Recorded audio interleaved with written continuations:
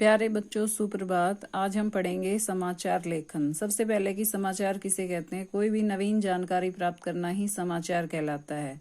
और समाचार के लिए उल्टा पिरामिड शैली का प्रयोग किया जाता है, जिसमें सबसे मुख्य तत्व सबसे पहले आता है, जिसको हम इंट्रो या मुखड़ा कहते हैं। उसके बाद बॉडी और समापन।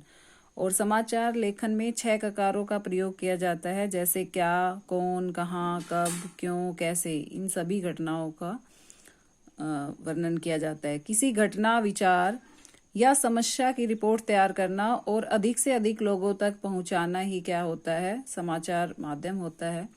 समाचार लेखन में नयापन, प्रभाव, जन सामान्य की रुचि, महत्वपूर्ण लोगों की चिंतन धारा, जीवन के उपयोग में आने वाली जानकारियां, नैतिक व्यवस्था आदि का ध्यान रखा जाता है।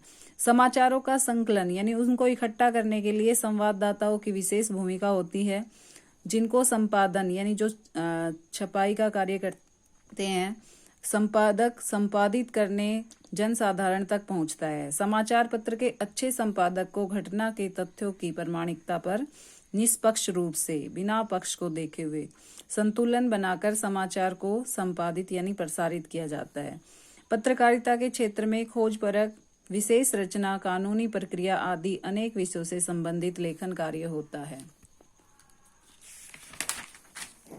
समाचार पत्र का जो मुद्रण है, छपाई है, उसका आरंभ चीन में हुआ। मुद्रण का आविष्कार का श्रेय जर्मनी के निवासी गुटेनबर्ग को दिया जाता है। भारत का जो पहला मुद्रण केंद्र है वो 1556 ईस्वी में गोवा में खुला था।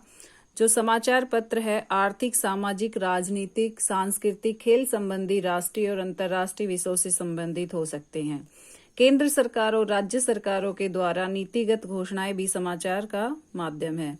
जो प्राकृतिक आपदाएं हैं, हड़ताल है, बंद है आदि के आम जीवन को ये प्रभावित करता है, जिसको समाचार पत्रों में प्रमुखता दी जाती है।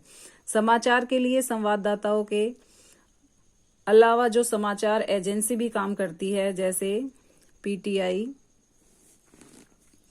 वार्ता और भाषा। समाचार प्रेषण में वर्तमान में फैक्स का उपयोग प्रभावी भूमिका में है। समाचार लिखने या रेडियो को पढ़ने से पूर्व समाचार का वाचन करना आवश्यक होता है।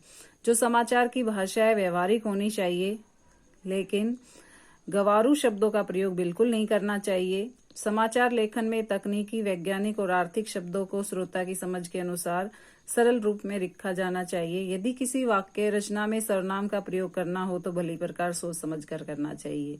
समाचार का जो आरंभ होता है वो कैसा होना चाहिए, आकर्षक होना चाहिए, रोचक होना चाहिए और हमें अनावश्यक शब्दों का प्रयोग नहीं करना चाहिए। तो समाचार केवल सरल वाक्यों में ही लिखे जाते हैं, संयुक्त और मिश्र वाक्यों में नहीं लिखे जाते।